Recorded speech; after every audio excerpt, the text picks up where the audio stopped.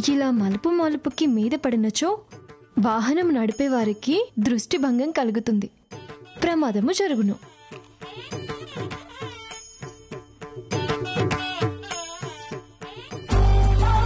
ఇంకా దీన్ని భరించడం నా వల్ల కాదక్కా. అర్జెంటుగా నిన్ను బావగారి పక్కన కూర్చోబెట్టాలి. ఎలా? ఇలా.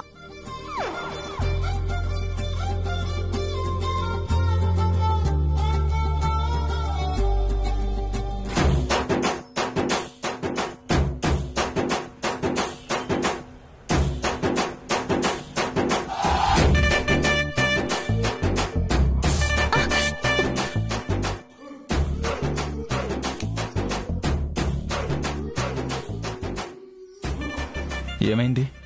ఏం లేదు.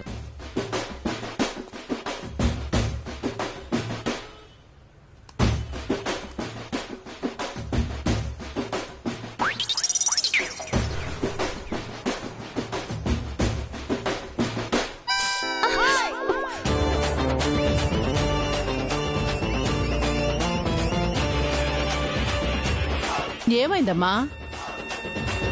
ఏం లేదంటే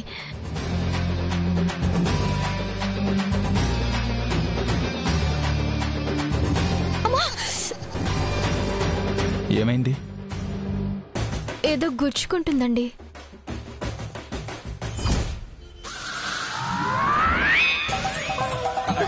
ఏం లేదు కదా. సరే, మీరు కార్ పోనివ్వండి.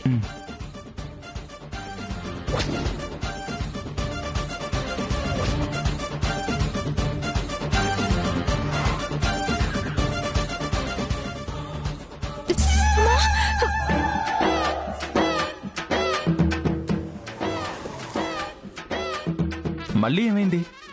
ఇక్కడైతే గుచ్చుకుంటుంది. నేను బ్యాక్ సీట్ లో కూర్చుంటాను.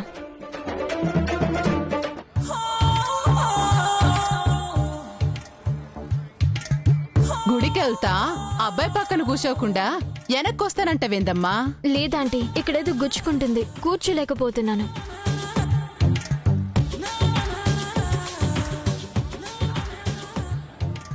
సరే, నీ ఇష్టం.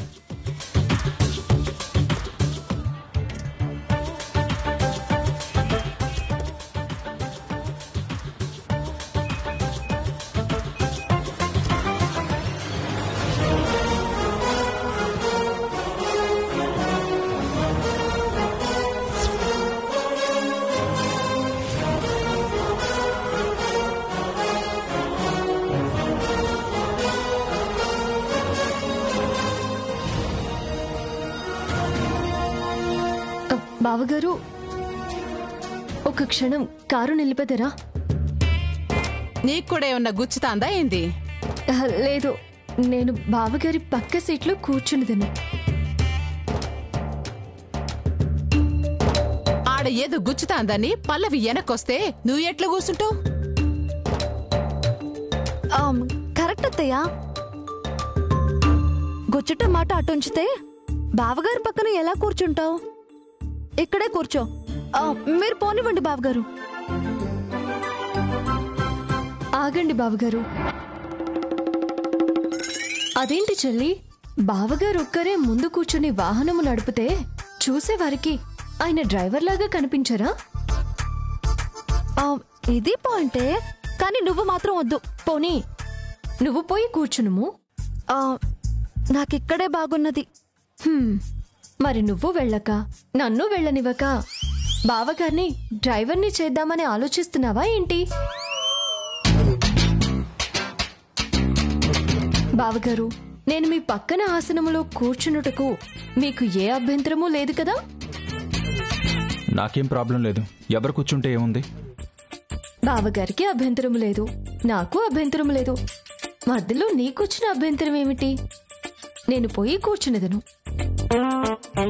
బావగారు, మీరు వాహనం ఆపము.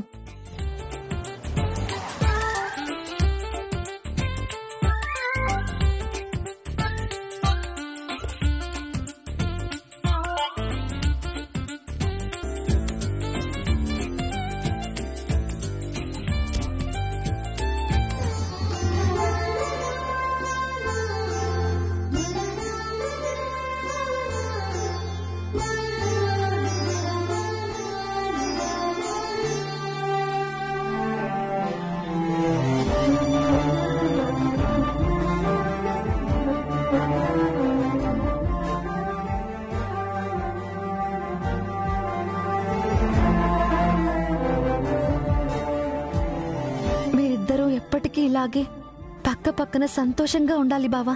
ఉండేలా చేస్తాను.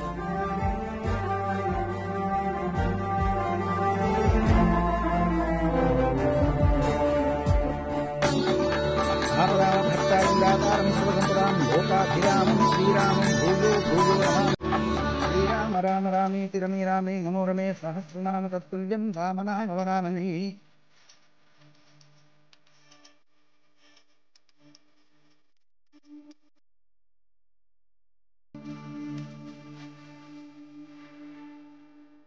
అమ్మా, అక్కడ కూర్చోండి. పూజ పూర్తి చేసుకుని వస్తాను. పెళ్లికి ముహూర్తాలు పెట్టేద్దాం. అలాగే పూజారి గారు, ఏ ఆటంకం లేకుండా పెండ్లి మంచిగా జరగాలని పూజ చేయండి అయ్యారు. అలాగేనమ్మా.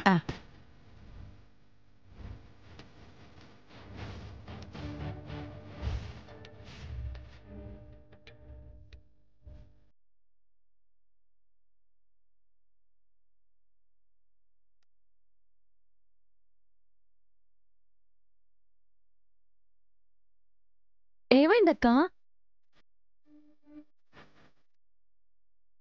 ఏం లేదు.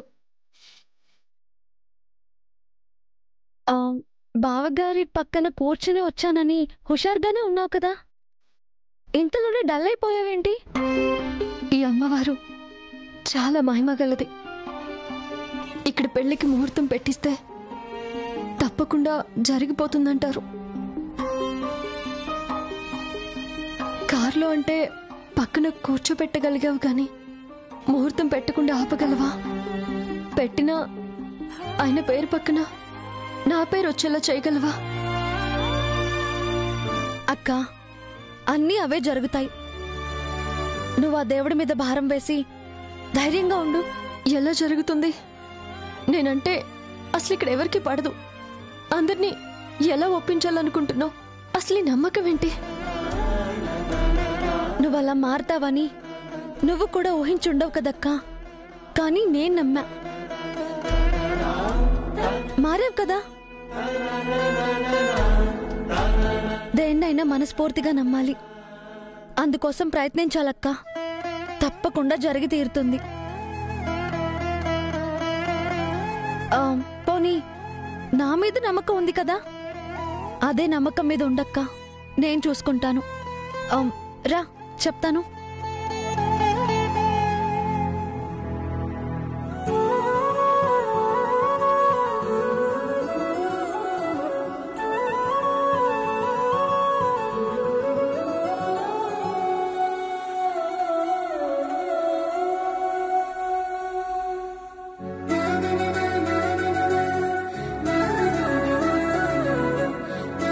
అయ్యూరు,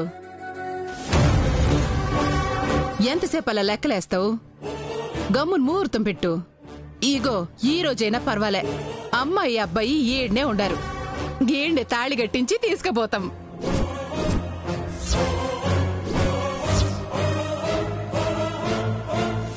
ముహూర్తం సమయానికి అమ్మాయిని అబ్బాయిని తీసుకురావాలి గాని అమ్మాయి అబ్బాయి ఉన్నారని ముహూర్తం పెట్టేయకూడదమ్మా.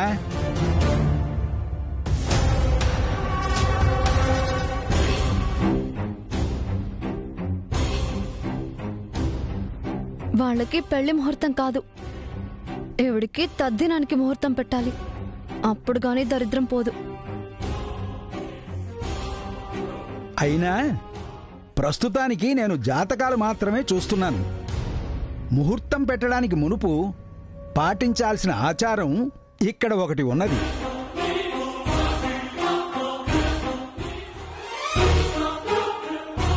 ఇక్కడ సుబ్రహ్మణ్యేశ్వర స్వామివారు సాక్షాత్తు నాగదేవుని రూపంలో ఆ పుట్టలో కొలువై ఉన్నారు.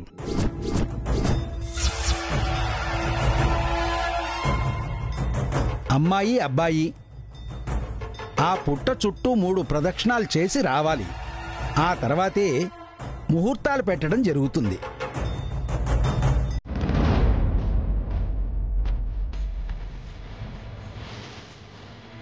అలా ముహూర్తాలు పెట్టి కళ్యాణం జరిపించిన దంపతులందరూ ఎంతో అన్యోన్యంగా కాపురాలు చేసుకుంటున్నారు.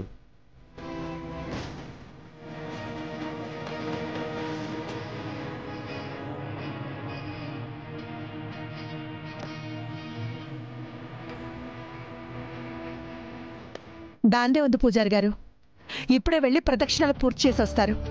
విక్రమ్, పల్లవి, వెళ్ళండమ్మా. ఒక్క నిమిషం బాబు.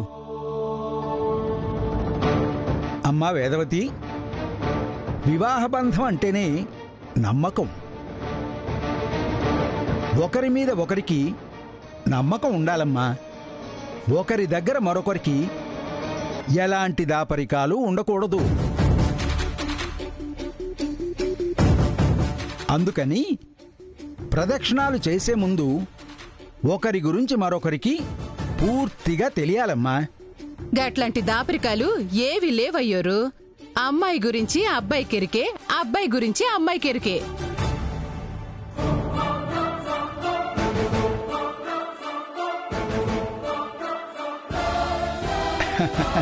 అలా అయితే ఏ ఇబ్బంది లేదమ్మా.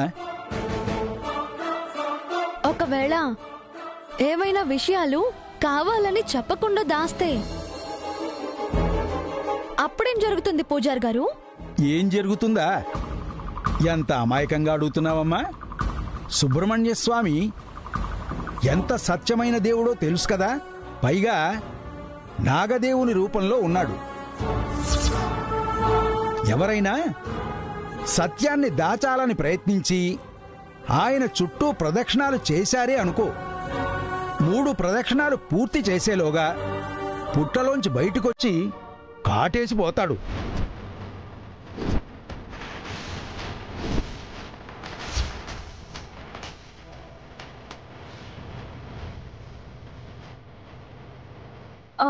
ఇది కూడా తెలియక అడుగుతున్నాను పూజారి గారు.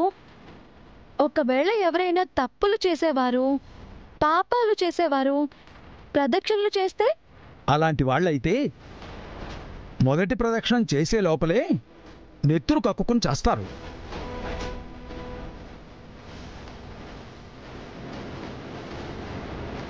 నాలుగు నెలల క్రితం అలాగే ఒక అమ్మాయి ప్రాణాలు వదిలేసింది.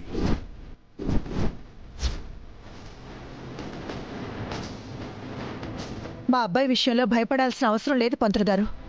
వాడికి ఎలాంటి చెడు అలవాట్లు లేవు. అమ్మాయి మాత్రం ఏంటి తక్కువ? రాముడి భక్తురాలు. బంగారం కాదు, కాకి బంగారం. ఎలా కంగారు పడుతుందో చూడు. అయితే ఇంకెందుకు ఆలస్యం, వెళ్ళి ప్రదక్షిణాలు చేసి రండి.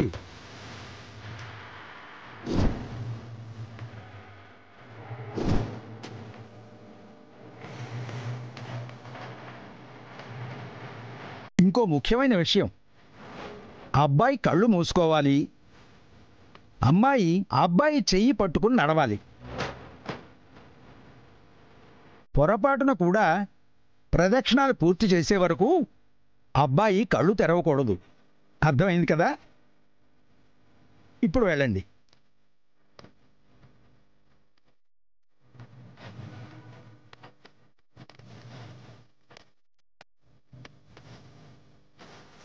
మేము కూడా చేసొస్తాం అత్తయ్య. మీరు వెళ్ళరండి అమ్మా.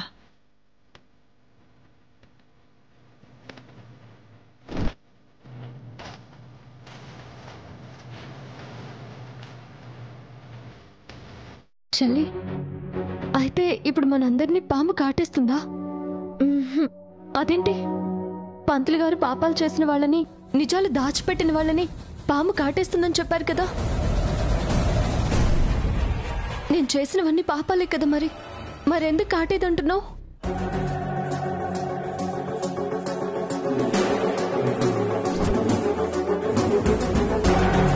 అది జరిగింది పంతులు గారు. ఆ అమ్మాయి గనక మా ఇంటికి కోడలుగా వస్తే మా కుటుంబం మొత్తం ప్రమాదంలో పడుతుంది. ఈ విషయంలో మీ సహాయం కావాలి. అయ్యో, దాందే ఉందమ్మా. ఒక మంచి పని కోసం చిన్న అబద్ధం ఆడడంలో తప్పే లేదు. పైగా వేదవతి వాయుపుత్ర గారి కోడలివి. నువ్వేం చేసినా మంచి కోసమే చేస్తావు. తప్పకుండా నువ్వు చెప్పినట్టే చేస్తానమ్మా. అదే జరిగిందక్క. అంటే ఇదంతా నువ్వు ఆడించిన నాటకమా? అవును. అంటే పుట్టలో పాము అది కాటేయడం అవన్నీ నిజం కదా? కాదక్క, కానీ నిజంగా పాము కాటేస్తుంది అని పల్లవి నమ్ముతుంది చూడు, అది మాత్రం నిజం. ఎందుకంటే అది చేసినవన్నీ పాపాలే కాబట్టి. కానీ పాము కాటేది కదా, అప్పుడు ఇదంతా నాటకమని తెలిసిపోతుంది కదా. తెలీదక్క. ఎందుకంటే పల్లవి అసలు పుట్ట చుట్టూ ప్రదక్షిణలు చెయ్యదు. చెయ్యదా? మరేం చేస్తుంది? నిన్ను పిలుస్తుంది చూడు. నన్నెందుకు పిలుస్తుంది? పిలుస్తుంది అంతే. 1 ఏమండి, ఒక్క నిమిషం మీరు వెళ్ళండి, నేను కాళ్ళు కడుక్కుని వస్తాను. సరే. 2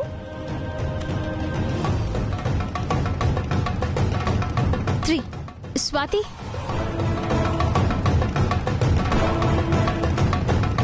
ఒకసారి ట్రావా. చెప్పానా పిలుస్తుందని? నన్నే పిలుస్తుంది. ఇప్పుడు నేనేం చేయాలి? ఇప్పుడు నువ్వు బెస్ట్ ఫ్రెండ్వి కదక్కా. నిన్నొక్క హెల్ప్ అడుగుతుంది. హ్యాపీగా చేసిరా. నువ్వు అనుకున్నది జరిగిపోతుంది.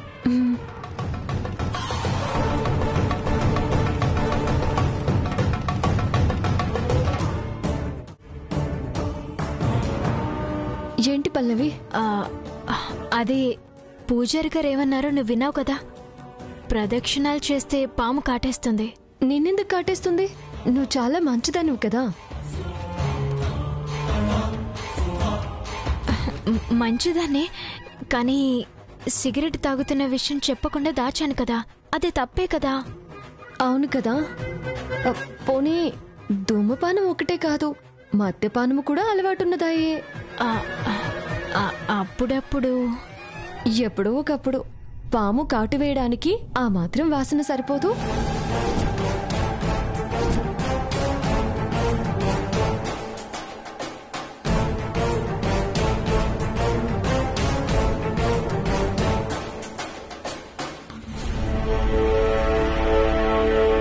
పెద్ద సమస్య వచ్చి పడినదే.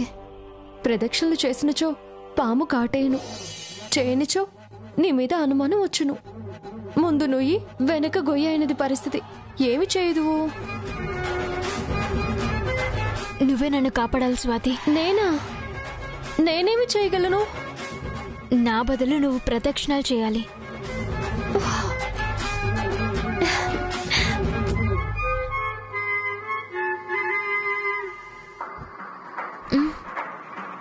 నువ్వు కళ్యాణము చేసుకున్న పురుషునితో నేను ప్రదక్షిణలు చేయుటయా? అపచారం, అపచారం. అలా అనొద్దు స్వాతి. ఇప్పుడు నువ్వు తప్ప నన్ను ఈ గండ నుంచి గట్టెక్కించే వాళ్ళు ఎవరు లేరు. Please please please please Swathi, please Swathi, please. నీ పరిస్థితి అర్థమగుచున్నది, కానీ కానీ లేదు, ఏం లేదు. ప్రదక్షిణాలు చేసినంత మాత్రాన పెళ్ళైపోయినట్టు కాదు కదా. అయినా నన్ను నీ స్నేహితురాలు అన్నావు, నా కోసం ఆ మాత్రం చేయలేవా? నాకు సహాయం చేయాలనే ఉన్నది, కానీ ఆ పాము నన్ను కాటువేయనేమో. నిన్నెందుకు కాటేస్తుంది? నీకే బ్యాడ్ హ్యాబిట్స్ లేవు కదా. లేవనుకో, కానీ నీ బదులు నేను ప్రదక్షిణలు చేసినచో అది తెలిసిపోవును కదా. అస్సలు తెలీదు. పంతులు గారు చెప్పింది మర్చిపోయావా? ప్రదక్షిణాలు చేసినంతసేపు ఆయన కళ్ళు మూసుకుని ఉంటారు. పల్లవి, వస్తున్నానండి. సరే, ఇప్పుడు నేను వెళ్తే ఆయన కళ్ళు మూసుకుంటారు. అప్పుడు నా బదులు నువ్వు ఆయన చేపట్టుకో. ప్రదక్షిణాలు అవ్వగానే వదిలేసి వెళ్ళిపో, సరేనా? సరే.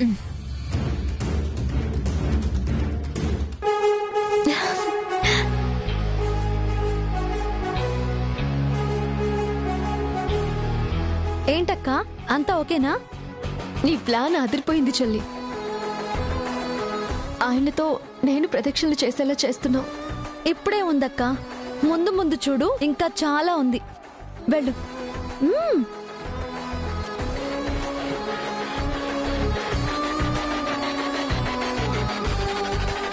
అందరూ వెయిట్ చేస్తూ ఉంటారు, తొందరగా ప్రదక్షిణలు చేద్దాం. అలాగేనండి.